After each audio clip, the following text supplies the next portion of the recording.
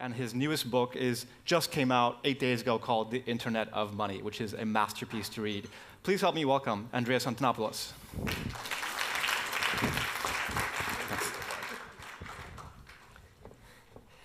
Good morning, everyone. Let's start with a quick poll here. How many of you have used a digital currency like Bitcoin at least once? And how many of you own Bitcoin at this moment, or any other digital currency? Okay, we can fix that. If you like, later on today, come find me. I would be delighted to demonstrate to you how to set up a Bitcoin wallet on your smartphone, and I will give you your first fraction of a Bitcoin, not a whole Bitcoin, and show you how a transaction works. Because Bitcoin and the digital currency revolution it has started is best demonstrated and experienced than explained. It's actually very difficult to explain Bitcoin. I've spent the last 5 years learning how to explain Bitcoin. That is my full-time job. Unfortunately, the developers keep making new stuff, which I then have to explain all over again. So, for a moment, forget everything you think you know about Bitcoin. Forget everything you've heard about blockchain, and let's start from basics. In 2011, I heard about Bitcoin for the first time, and my reaction was exactly the same as the reaction of everybody else who heard about Bitcoin the first time, including its founder, and that reaction was, ha, nerd money. That's probably just for gambling. 6 months later, I heard about Bitcoin again. And this time, I read the white paper that launched this system. And my background in computer science and distributed systems allowed me to see behind the illusion of what I thought Bitcoin was, and it blew my mind.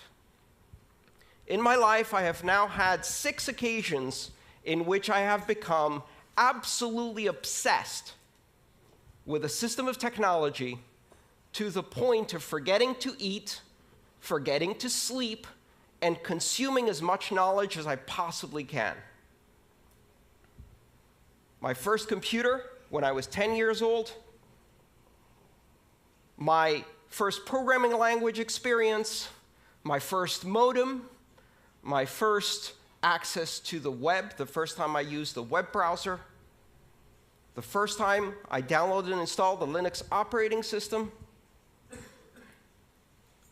and then Bitcoin. When I've discovered it, I spent 4 months consuming as much as I could, except food. I lost 26 pounds on the highly inadvisable diet of obsession. I have not emerged from that because I keep finding new layers of depth to understand this. And the reason it's so fascinating is because it isn't what it appears to be at first glance. Bitcoin isn't money. The blockchain isn't a system of currency. It is a platform of trust. It's not a company. It's not a product. It's not a service you sign up for. It's not a currency. Currency is just the first application. It is the concept of decentralization applied to the human communication of value. Because what is money? InQ told us it's an illusion. It's imaginary. And the reason we don't grasp that is because it's so deeply embedded in our civilization. Money is one of the oldest technologies that humanity has. It precedes writing. How do we know that? The very first samples of writing we have are spreadsheets. They are tallies and ledgers of debts owed, and money pre-existed that writing.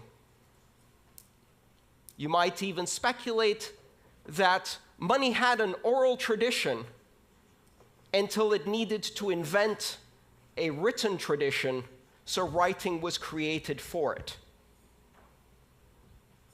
In the history of money that now spans tens of thousands of years, there have been maybe 5 major changes. From pure barter exchange to the introduction of the first abstraction of value, shells, feathers, beads, nuts, stones, and then precious metals, and then paper money, and then plastic money, and now network money. Bitcoin introduces a platform on which you can run currency as an application on a network without any central points of control, a system completely decentralized like the internet itself. It is not money for the internet, but the internet of money. And what is money? Money is a language. Money is a linguistic abstraction. Money is a language that we use to communicate value to each other. Money simply allows us to express value, and that value may have economic consequences, but it also has other consequences. We use money to express and create social bonds and relationships and association and to create organization. Bitcoin is the first system of money that is not controlled by any entity, that is completely decentralized. And what that does is it introduces the very same things that the internet brought to communication. If money is speech, if money is a language, and you disconnect it from all other media, and you make it pure speech, pure content, an internet content type, a protocol designation, money over IP, it completely separates it from all of these previous notions of nations, sovereign issuers, institutions that control. And so we go from institution-based money to network-based money. And of course, everyone will welcome this with open arms. Not a chance. What do you think they said the first time someone was presented with a gold depository certificate instead of a gold coin? They said, "That's not money. Go away." What do you think happened in 1950, the first time someone showed up at a motel and presented their Diners Club membership card and said, "I'll pay with this piece of paper"? That's not money. Go away. And now we're on the verge of a new transformation of money. We're on the verge of creating the first completely global, completely borderless, completely decentralized, and completely open form of money. One where you can build applications because this money is programmable. And you don't need to ask anyone's permission to launch an application any more than you need to ask permission to launch an application on the internet. And the only requirement to have a successful application on the Internet of Money is 2 interested participants. That is your market segment, and you have an application. and 1 million applications will flourish. When you push innovation to the edges of the network, when you remove the requirement for permission, what happens? Exponential explosion in innovation. The applications that could not be built on the old systems of money because they required permission, because they required a significantly large market segment, because they required adoption by many in order to be available at all. Now, none of those requirements exist. Anyone in the world can download an application or use even a feature phone with text messaging and immediately acquire the same powers that institutions of banking have today. And when I say anyone, that's only scratching the surface. Because ironically enough, not only does Bitcoin and blockchain currency not recognize borders, it also does not recognize people. It doesn't matter if you're a person or a refrigerator or a self-driving car. Throughout the history of money, ownership of currency required personhood, either as an individual or as an association of individuals in a corporation. Bitcoin can be owned by machines. Bitcoin can be owned by software agents. Machines can pay each other. And that is not just about economic activity. It's the basis for market-based security systems. It's the basis for creating bonds of authentication between devices. It's the basis of new applications that have never been done before. Bitcoin and blockchain technology unifies the systems of money. Today, we have systems of money for small payments, systems of money for large payments. We have systems of money for payments between individuals. We have systems of money for payments between companies. We have systems of money for payments between governments. Does that remind you of something? That's how communication used to be before the internet. We had systems of communication for pictures, systems of communication for letters, systems of communication for short distance and long distance, and the internet came and unified all of those. What the Internet of Money does is it creates a single network which can do a microtransaction to a gigatransaction in seconds, anywhere in the world, for any participant without permission. But if you just look at the application of money, you're missing the point. Because you can take the language, the building blocks of this platform, and use them to construct other languages that communicate value. Tokens, reward points, brand loyalty coins. Today, there are over 1,000 digital currencies using the design pattern, the recipe of Bitcoin. Most of them are junk. Some of them are not. And over the next decade, we are going to see tens of thousands and then hundreds of thousands of coins. Some will have economic use. Some will simply be expressions of loyalty, affiliation. They will represent items in the physical world, the title for a house, the controlling key for a car that can be transferred from one owner to another, and 5 seconds later, that owner can step into the car and drive away because the car can validate the new standard of ownership. We cannot yet imagine what applications we're going to build around this. But one of the interesting things we're beginning to observe is that money arises out of the social construct of Homo sapiens spontaneously. It even arises in primates. You can teach monkeys money. You can teach dolphins money. You can teach greys, parrots, money.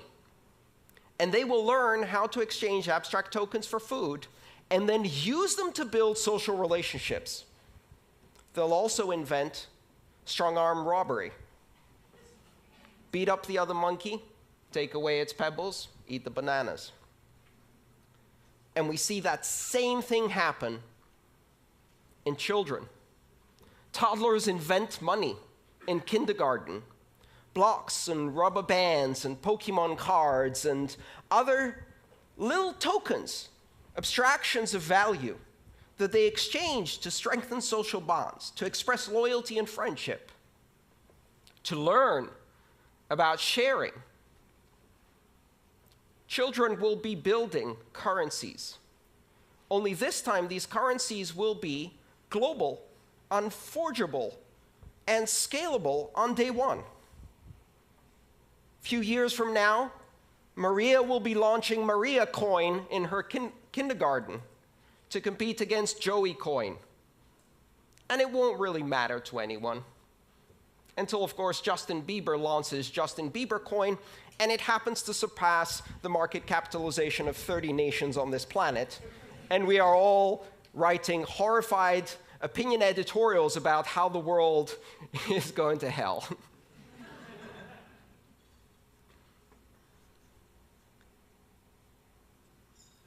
What's happening with this technology is astonishingly deep. And for certainly some of the companies in this room, it's a bit scary.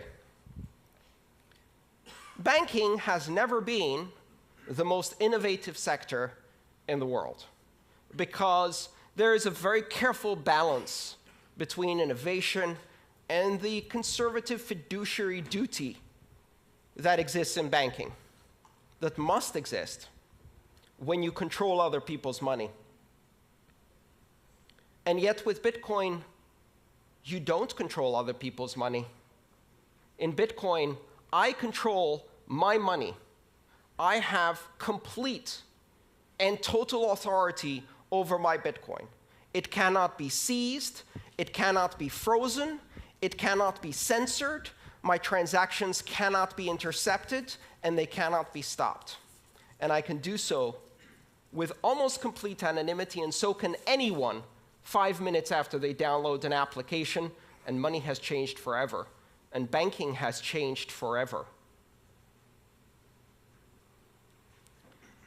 The idea that you can proceed in the industry of money, in the industries of commerce, and maintain the same conservative attitude that has existed now for centuries, ever since merchants in Venice and Amsterdam started issuing depository certificates and providing banking services. That is gone. That is gone. You cannot operate closed systems that have borders and require permission to join at a rate of innovation that is controlled by the most conservative tendencies within your organization, because now you are competing with a technology that enables exponential growth, exponential innovation at the edges without permission by anyone in the world. And it's not about anyone in this room. Why? We represent the privileged elite.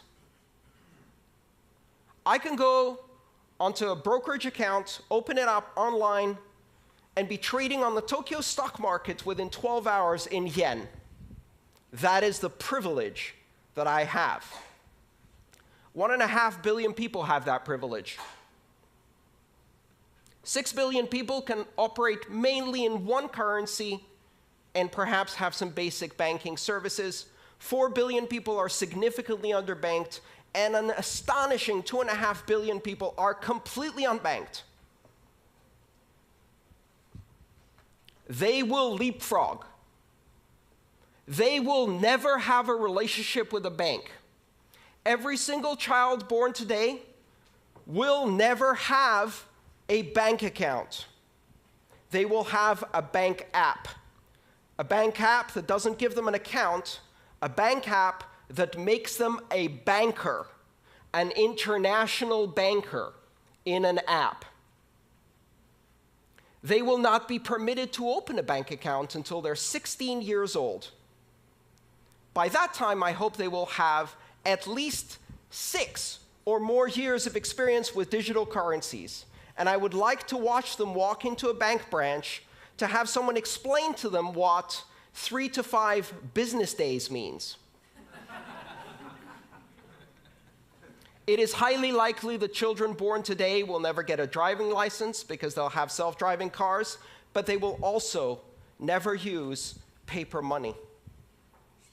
Because by the time they get to an age where they really start using money, there is no paper money. It will seem as anachronistic as a fax machine or horse and buggy seems to us. Exponential innovation on a global basis, giving access to the other 6 billion. They have enormous need, and this system offers them a solution. It's not ready yet. It's nascent. It's complex. It's impossible to use for most people. In 1989, I sent my first email.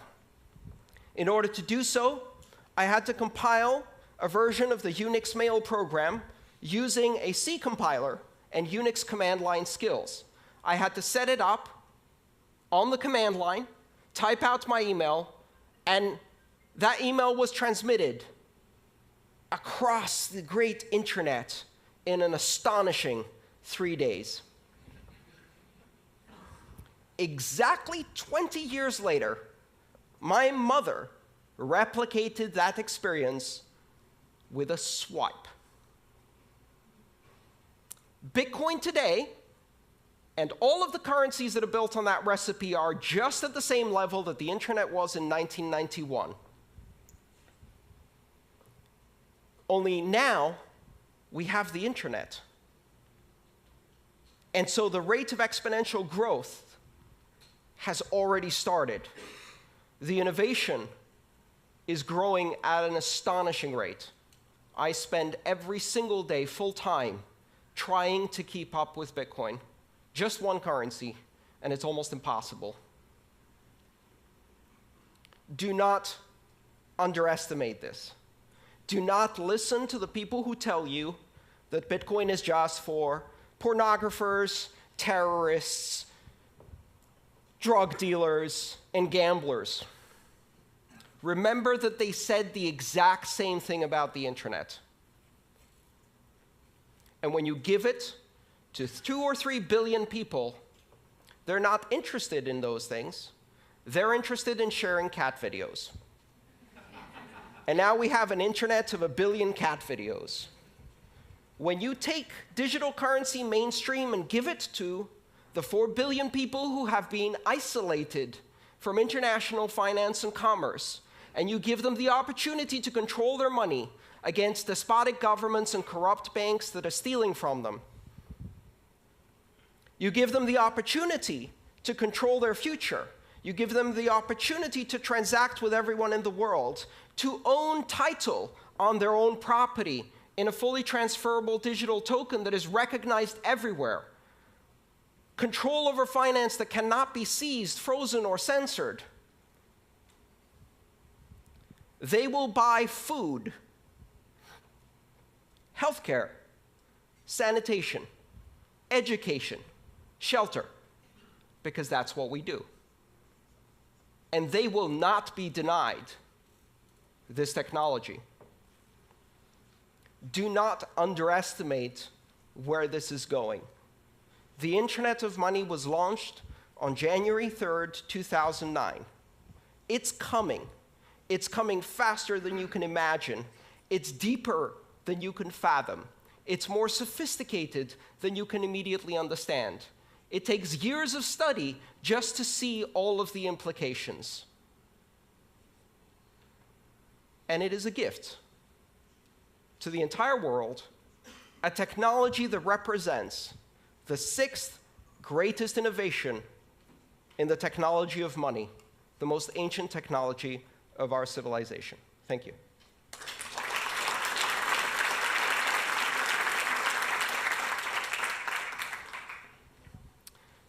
Shall we do some questions? We've got plenty of time for questions. Christian.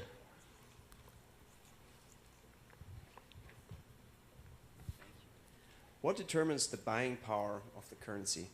How does it stabilize, and what's required to stabilize it? So if I would buy some bitcoins, who can manipulate the value of that? Everyone.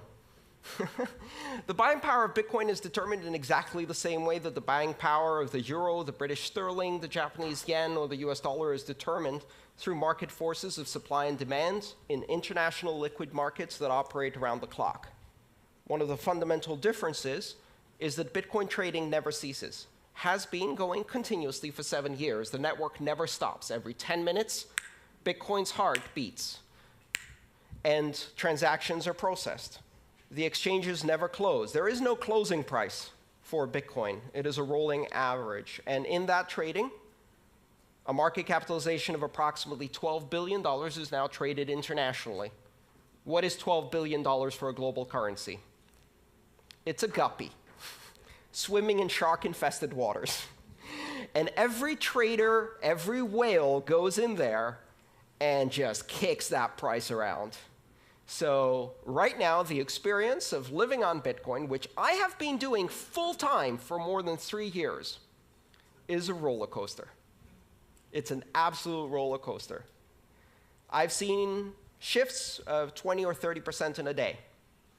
And yet, if you look at the long-term trend, volume goes up, transactions go up, and volatility keeps dropping. And the beauty of it is, I can't sell that to an American. I can't sell that to a Brit. I don't need to sell it to an Argentinian. I don't need to sell it to a Brazilian. I don't need to sell it to a Venezuelan. I went to a conference and an Argentinian told me, I'm not worried about volatility. Our currency has volatility like this.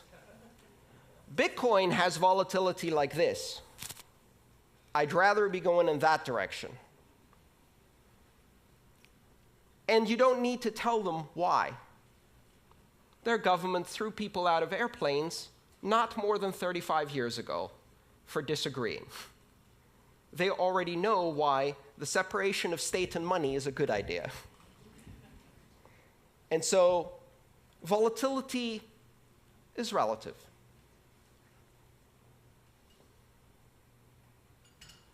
Any other questions? Come on. Yeah. Let's get a microphone to you. 1 second. Yeah, okay, so only one short. Sorry. Where are we? There you are. Sorry. Thanks. Great speech. Obviously, it sounded a little bit like one side of the coin. So we also read all these, big hacks, and I don't know, on Bitfinex, I think they stole 40% of the money. I think also this autonomous organization have been hacked, and all these things. Can you just reflect a little bit on the dark side of those aspects that might not win our full trust into this evolution? Absolutely. The steering wheel was not invented until 30 years after the automobile was introduced. Why? Because the first automobiles had 2 leather straps that you pulled left or right to move the car, to steer the car. They used horse reins to steer cars. That's called skeuomorphic design. It means keeping a shadow of the former past in your new system, failing to see the new dimension, and replicating the past. Here's a currency that is not centralized, where your money is your money. Your keys, your money. Not your keys, not your money. So what is the first thing we do with this new system?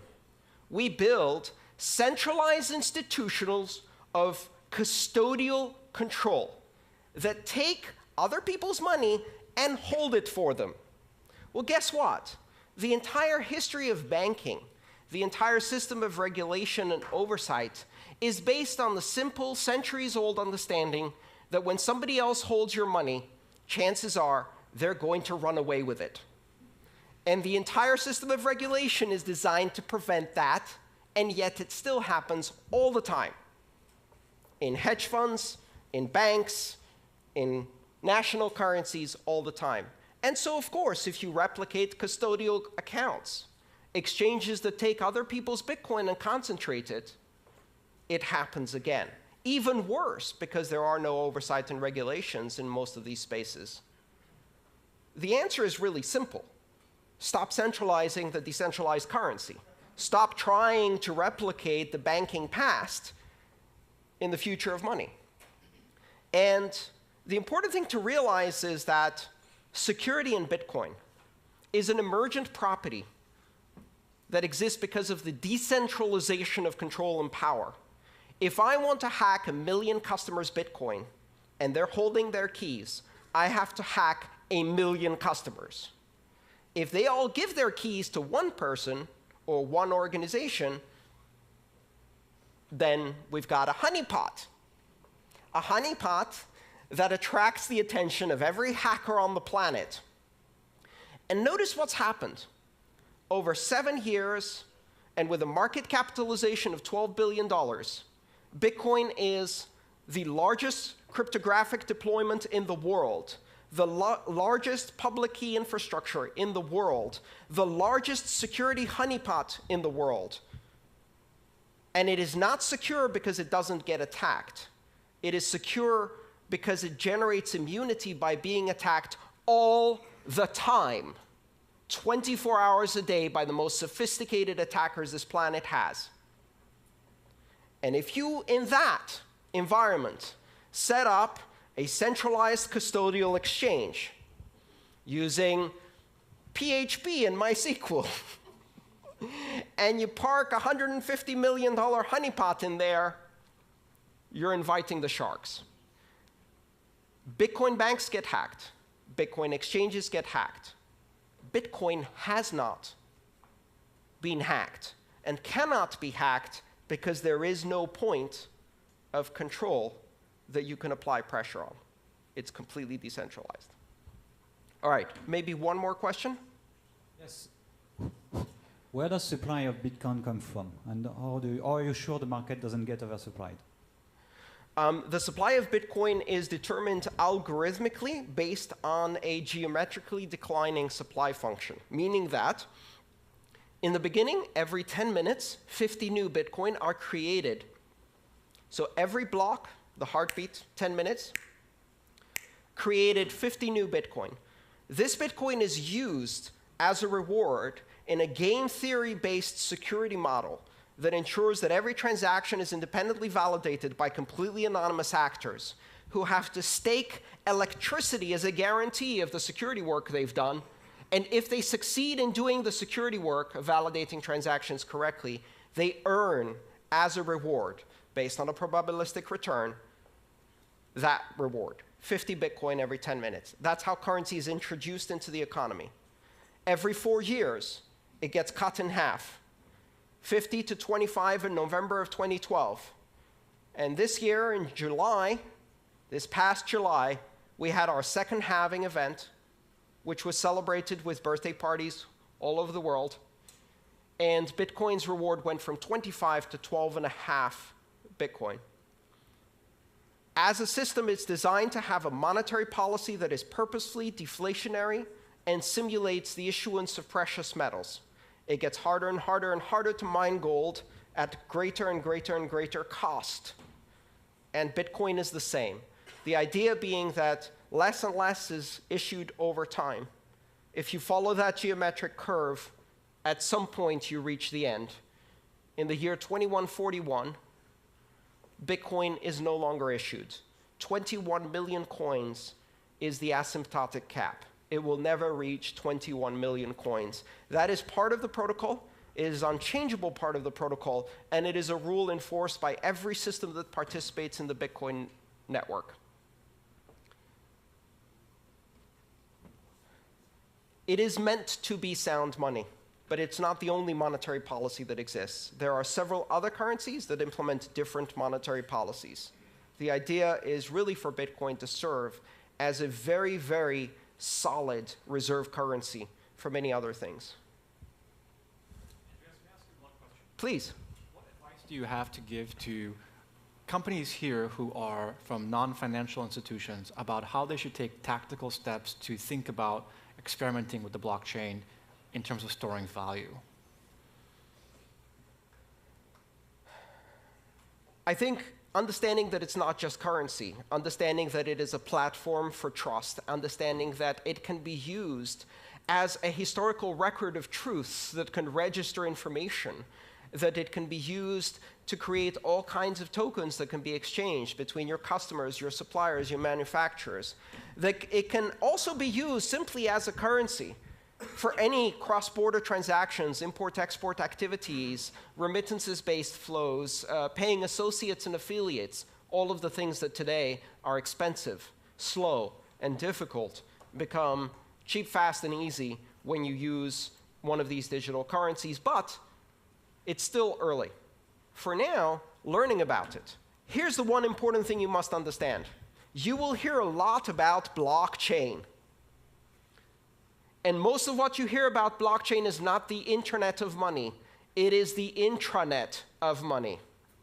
The intranet is where you run front page and Outlook and antiquated software in a closed little enclave of your corporate backwaters with stale content and boring apps.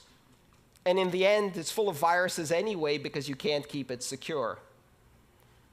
Blockchain that is not open, that is not public, that is not borderless, that is not open for innovation is not what we're talking about here. And that's a really important distinction. It may be useful if you want to run a clearinghouse between 3 banks, maybe. But it's not the internet of money. Thank you so much, Andreas. Thank you. By the way,